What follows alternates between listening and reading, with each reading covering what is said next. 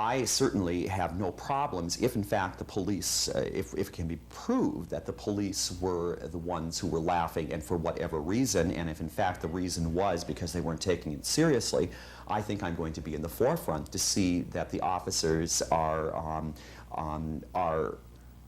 severely reprimanded in whatever way for doing that.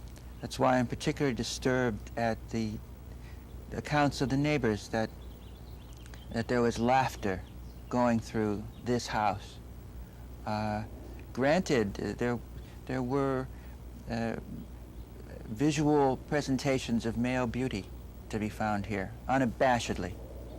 He was an out front gay man. That didn't stop the neighbors from admiring his competence in transforming this house, or the neighbors admiring his articulateness on a great number of issues, which he was always ready to bend your ear with. He was a man of very strong feeling and passion, and he was admired for that, for his integrity. So for our men in blue to find amusement in what someone else found pleasure and beauty in was very, very disturbing to me. Just the very fact that this house was ransacked, searched, and the murderer's house was apparently not even investigated. It raises a very serious question. 3 days after the murder, or 4 days, I don't recall the exact date, I was contacted by two people who were very, very concerned about George Smoot being murdered in his neighborhood by somebody who was known to him. The problem that the friends and neighbors had was that they felt that, or could not understand why the police had not talked to more of the neighbors than they had about the incident. A week after the killing, a letter signed by 9 neighbors was sent to Police Inspector Frank McCoy, charging the police were conducting an inadequate investigation. Other neighbors felt that because George was gay, police never detained the youth and asked only questions about Smoot's character, not the killing. Some were concerned the police were accepting the credibility of the young man's story. George Smoot and the young man lived in the same neighborhood. They lived at one house apart, and the young guy had done work for George Smoot in his yard. He had done it a couple times. The day of the incident, he had done some heavy labor digging a hole. The kid said that he was taking a leak in the bathroom.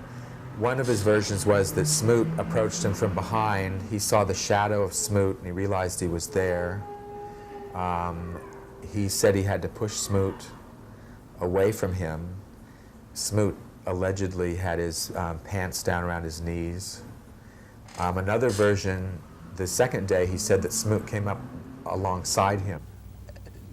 The bathroom incident that was so emotionally gone into at the trial, the veracity of that bothers me, in that once again, if the camera could pan to the bathroom, it's a very, very small bathroom. It's almost a closet. The boy's testimony was that at first George was behind him.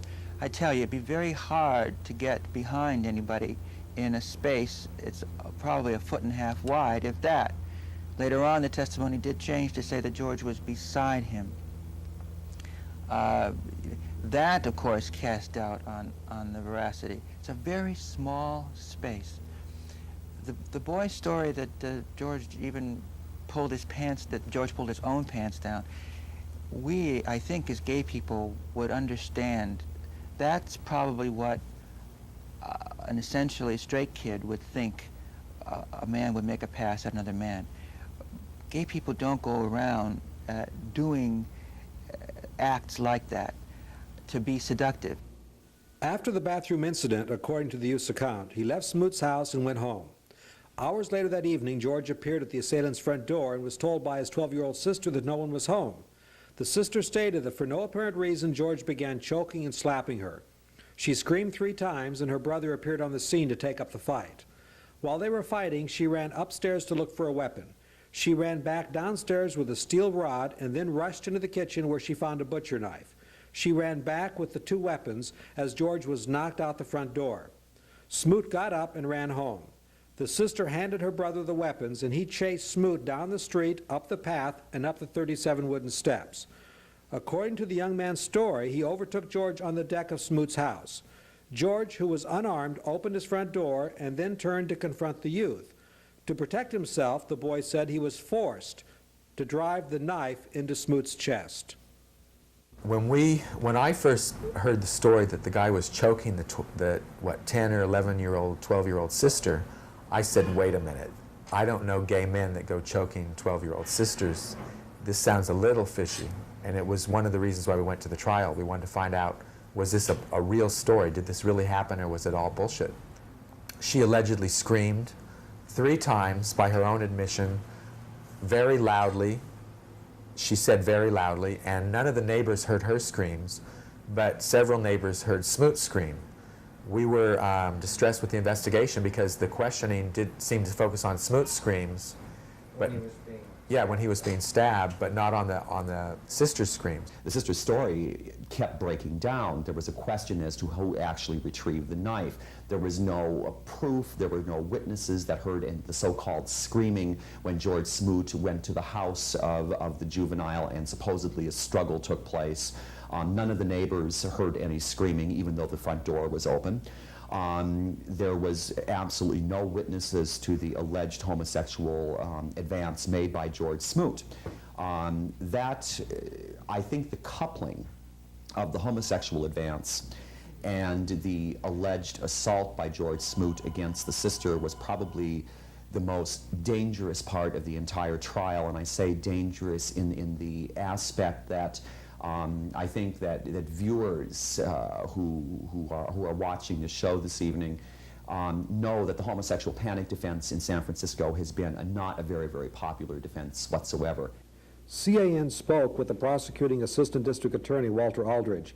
He said that although he couldn't talk about this case, charges are based upon evidence gained through investigations. There was no physical evidence introduced at all. There was no broken furniture. There was no hair, fibers from clothing or hair. Like in rape trials, if there's any altercation or fights or struggle, they can find hair, fibers, and they check for that. They didn't do that. It was this girl's testimony. It was this girl's testimony. We 3 of us met with Arlo Smith the day before the trial, and we asked Arlo and his top homicide chief to postpone the trial so that we could review the procedures. We were concerned that they hadn't done a thorough investigation. And they said that they based their decision on prosecution on the sister's story. When we went to court and heard the sister's story, we got really upset because the story was so filled with holes that it really made me angry at the district attorney's office. This is the Hall of Justice, where many people say the ball was dropped. The DA charged the young man as a juvenile for voluntary manslaughter over the recommendation of a lesser charge by the police department of only justifiable homicide. Many people were very upset and felt as if the young man should have been charged as an adult for second-degree murder. If he had been charged as an adult, there wouldn't have been as much secrecy about the trial, and that more of the details might have come out. The other thing was, we were told, and we were told this by the district attorney's office, is that the police recommended justifiable homicide, which to me is a commentary on where the mindset was of the investigators. They believed the story, plus they didn't do the corroboration investigation that would have been necessary. Since the police knew the identity of the assailant and he was never taken into custody, there was anxiety he never would be charged. However, charges ultimately were filed 5.5 weeks after the killing. Later it was learned that the youth was the same McAteer High School football player who 4 months earlier was the victim of a hazing incident when he was assaulted from the rear with a broom handle by his teammates. Many have asserted that sympathy for the youth resulted in a lesser charge by the DA.